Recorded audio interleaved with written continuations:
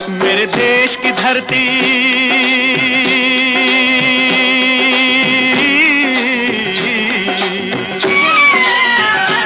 ओ मेरे देश की धरती सोना उगले उगले हीरे मोती मेरे देश की धरती। एक आम आदमी पेट भर कर खाना खाने के बाद टहलने को निकला। टहलते टहलते वे गेहूं के खेत में पहुंच गया। वहां गेहूं की फसलें आपस में कुछ बातें कर रही थी। वे आदमी उनकी बातें सुनने के लिए कुछ पल के लिए रुका। सारी फसलों ने बोला, आज ये नमकीन पानी से क्यों हुई हमारी सिंचाई? हमारा पुराना मीठा पानी कहां गया किसान भाई? इस पानी में स्वाद नहीं आया। बताओ ना, तुमने हमें ऐसा पानी क्यों पिलाया? फसलें हैरान थी, परेशान थी और इस आम आदमी के भी कुछ समझ ना आया। वह वहां से आगे बढ़ने लगा। चलते चलते वह धान के खेत में पहुंच गया। यहां भी धान की फसलें आपस में कुछ बातें कर रही थी। वह आम आदमी फिर से रुका। एक फसल ने दूसरी फसल से पूछा, एक सवाल का जन्म हुआ है हमारे दिमाग में। क्या वसंत का फूल खिल गया खेत खलियान में? यूं तो अगहन के महीने में हम करते थे, परंतु इस साल क्या चैत्र तक हम हैं मैदान में? दूसरी फसल ने जवाब दिया, नहीं नहीं, अभी तो अगहन ही चल रहा है। लेकिन तुम्हारे दिमाग में ये प्रश्न क्यों पल रहा है? तो पहली फसल ने जवाब दिया, अगर चैत्र का महीना अभी नहीं आया तो हम पर ये लाल रंग किसने डाला? ये किसान भाई क्या कर रहा है? दिवाली के महीने में होली खेल रहा है? सारे फसल बोल पड़े, हाँ हाँ, ये किसान भाई हमारे साथ होली क्यों खेल रहा है? फसलें हैरान थी, परेशान थी और उस आम आदमी के भी कुछ समझ ना आया। वह वहां से आगे बढ़ने लगा और चलते चलते इस बार मक्के के खेत में पहुंच गया। मक्के तो ऐसे लग रहे थे मानो सोना उगा हो खेत में। बेहद खूबसूरत मक्के थे। मक्के की फसलें भी आपस में कुछ बातें कर रही थी। वह आम आदमी यहां भी रुका। एक मक्की ने बोला, ये किसान भाई आजकल नजर क्यों नहीं आ रहा है? कहीं वह हमसे दूरियां तो नहीं बना रहा है? तो दूसरे मक्के ने बोला, कोई है भी तो नहीं यहाँ, तो किससे पूछूं? ऊपर से इतना छोटा हूं, कहां गया किसान भाई, ये कैसे देखूं? कहीं वह हमें छोड़कर तो नहीं चले गए? ये वाक्य सुनते ही पर्वत के सब्र का बांध टूट गया।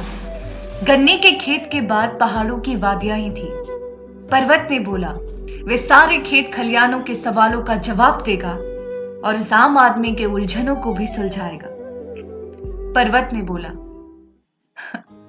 तुहानू की दसा की कर रहा तुहाडे लई तुहाडा किसान। अल्लाह का बंदा है वो और वही है राम। पहले खेतों में तुम्हें जन्म देने के लिए खड़ा था, आज तुम्हारे सही मोल के लिए सड़क पर अड़ा है। देख तेरा किसान सिंघू बॉर्डर पर खड़ा है।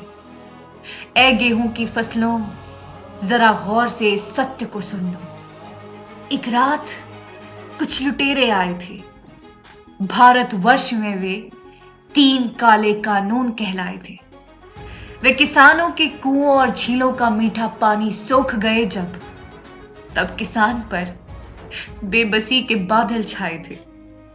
आंसू कह लो या कह लो अमृत, जिसने की तुम्हारी सिंचाई थी।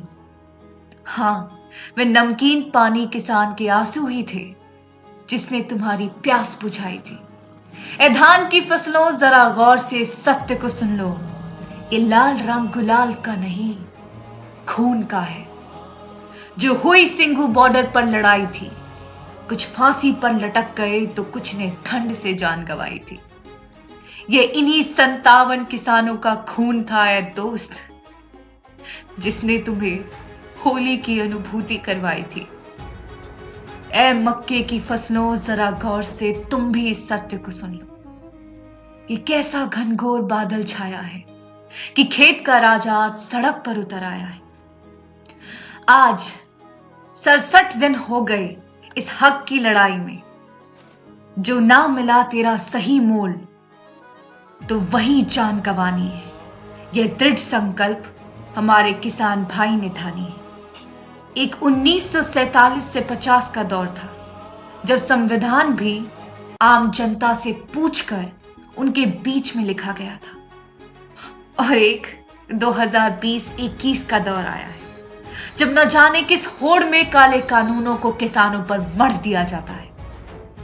जिस मीठे पानी को इन्होंने लूटा था किसान के कुओं और झीलों से, आज उसी पानी से किसानों को अपना हक मांगने से रोका जा रहा है। आंसू गैस से किसानों को रुलाया जा रहा है। आम आदमी, अल्लाह तुझसे भी आखिरत के दिन सवाल पूछेगा कि इतना बेगैरत तुझे मैंने तो नहीं बनाया था।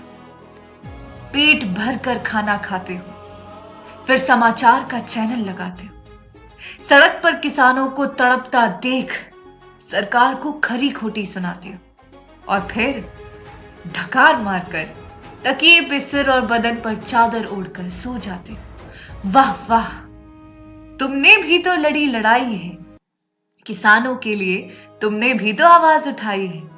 इतनी जोर से आवाज उठाई है कि सिर्फ 4 दीवारें ही उन्हें सुन पाई है। अरे किसका खौफ है तुझे? उठ, खड़ा हो, दरवाजा खोल और बाहर निकल, सड़क पर आ और दिल्ली को चल, क्योंकि तुहानू की दसा की कर रहा तुहाडे लई तुहाडा किसान अल्लाह का बंदा है वो, और वही है राम। पहले खेतों में तुम्हें जन्म देने के लिए खड़ा था, आज तुम्हारे सही मोल के लिए सड़क पर अड़ा है। देख तेरा किसान सिंघू बॉर्डर पर खड़ा है। और ये बोलते बोलते पर्वत की आंखें भी नम हो गई। ये सब सुनकर धान की फसलें बोली, हमारे सम्मान के लिए, सही मोल के लिए मेरे किसान भाइयों ने अपना खून बहाया है। अब हम भी मर रहे हैं, हमारी श्रद्धांजलि कबूल करना किसान भाई। हम धीरे धीरे सड़ रहे हैं। फिर मक्के की फसलें भी बोली, ये सत्ता के दीवानों हमारे आशिक पुराने हैं। वो क्या है ना, हम नकदी फसल हैं, हम ही तो इनका मुनाफा करवाते हैं। हमारी बेस्ट क्वालिटी की ये मन्नतें मांगते हैं। तो देखो हम गल रहे हैं, हम बदबू की चादर में ढक रहे हैं। अब हम भी किसान भाई के संघर्ष में आवाज उठाते हैं। देख ले गुरूर में चूर सरकार, अब कैसे तेरा सत्ता पलट करवाते हैं। देखते ही देखते सारे खूबसूरत मक्के बदसूरत हो गए। तभी गेहूं की फसलें भी बोली, मीठे पानी में स्वाद था, लेकिन किसान भाई तेरे आंसुओं में ताकत थी, इसलिए पहले से भी अधिक फसल हुई है हमारी, ताकि संपूर्ण भारतवर्ष के आम आदमी के प्लेट में हम हों, और जब वे हमें खाए तब हम उनकी रगों में दौड़ते हुए ये आवाज लगाएं, जिसकी मेहनत की रोटी तूने खाई है, वे अकेले अपने हक की लड़ रहा लड़ाई है। देख तेरा किसान सिंघू बॉर्डर पर खड़ा है। अब तू भी दरवाजा खोल, बाहर निकल, सड़क पर आ और दिल्ली को चल। गेहूं की सबसे सुंदर खेती हुई। ये सब देखकर उस आम आदमी ने अपनी अंधभक्ति की बेड़ियों को तोड़ा और कदम कदम बढ़ाकर पर्वत की चोटी पर चढ़ गया और जोर से चिल्लाया, तुहानू की दसा की कर रहा तुहाडे लई तुहाडा किसान अल्लाह का बंदा है वो, और वही है राम। पहले खेतों में तुम्हें जन्म देने के लिए खड़ा था, आज तुम्हारे सही मोल के लिए सड़क पर अड़ा है। देख तेरा किसान सिंघू बॉर्डर पर खड़ा है। हम आपके संघर्ष में आपके साथ हैं किसान भाई। और उसकी यह आवाज पूरे देश में गूंजी, और इस तरह सारी फसलें, सारे किसान, प्रकृति, आम आदमी और ये पूरा हिंदुस्तान इस संघर्ष में शामिल हो गया। शिक्षित बनो, संगठित रहो, संघर्ष करो। धन्यवाद।